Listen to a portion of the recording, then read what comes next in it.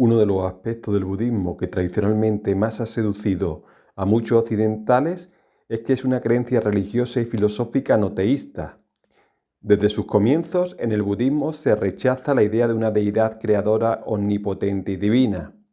Pese a que Buda en su tiempo ya era consciente de que prescindir de la idea de Dios era algo que iba contra la corriente, contra los deseos egóticos más profundos del ser humano.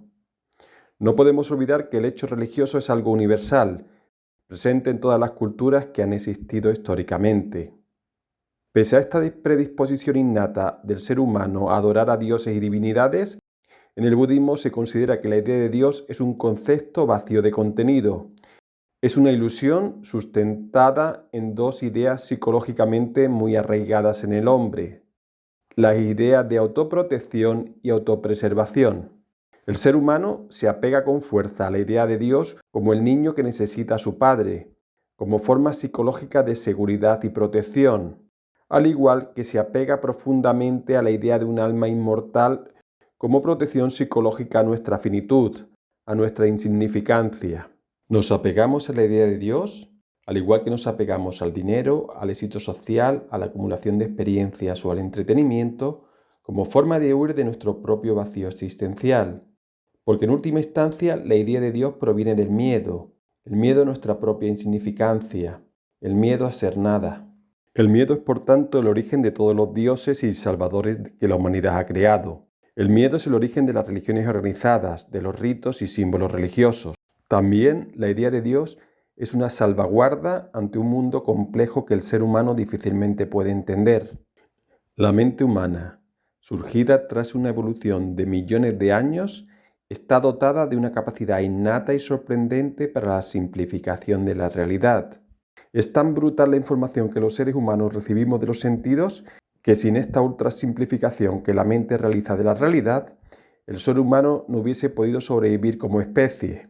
Porque no podemos olvidar que la selección natural es como un tirano que empuja a los seres vivos a que sean mejores en la supervivencia y la reproducción. ¿Y qué mejor simplificación que la idea de Dios? Encerrar en una palabra toda nuestra ignorancia, nuestras fantasías, nuestros miedos, nuestros deseos de permanencia. Y el ser humano en su ignorancia cree que por dar nombre a algo se apropia de eso mismo y la hace más real, aunque en el fondo sean solo ideas. ¿Todo esto quiere decir que en el budismo no hay seres sobrenaturales, no hay mitologías y supersticiones, no hay creencias o ideas que puedan considerarse no racionales?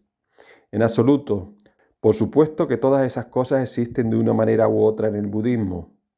No podemos olvidar que el budismo es una tradición muy antigua, con raíces en la antigua India, y que ha evolucionado de forma muy diferente en diferentes partes del mundo. En las diferentes ramas y escuelas budistas existen mitologías y creencias completamente sobrenaturales. Sin embargo, ninguna de estas ideas son esenciales en el budismo. No es necesario creer en ellas para comprender las cuatro nobles verdades, para seguir el noble octuple sendero que el Buda nos regaló hace 2500 años. En el budismo no se exige una creencia ciega en dogmas o enseñanzas abstractas, sino que alienta la exploración personal y la búsqueda de la verdad a través de la experiencia directa. ¿Cuáles son estos seres sobrenaturales que existen en el budismo?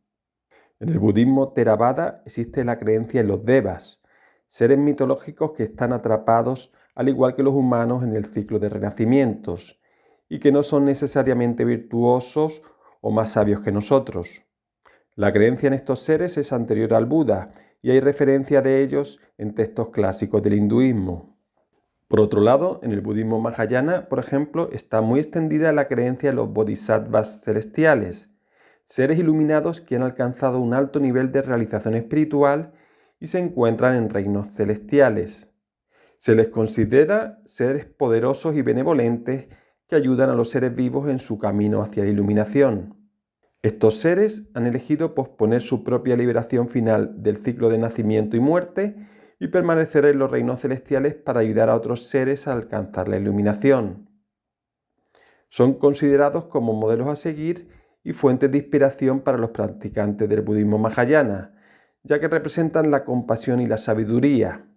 Algunos de los bodhisattvas celestiales más conocidos son Avalokitesvara, Manjushri y Maitreya. Igualmente, dentro de los países asiáticos hay un sinnúmero de creencias sobrenaturales que se han mezclado con las creencias budistas, como por ejemplo la creencia en amuletos y el poder de objetos sagrados, los mantras de poder, la numerología, la existencia de espíritus malignos y un sinfín de supersticiones en diferentes países. Dentro de este tema que tratamos, es difícil obviar ideas más centrales dentro del budismo que se consideran ideas completamente ajenas a la mentalidad racional y científica. Estamos hablando de ideas como el renacimiento, la transmisión del karma entre diferentes vidas y los diversos reinos de existencia. A riesgo de parecer polémico para algunos, en absoluto es necesaria la creencia en estas ideas para considerarse budista.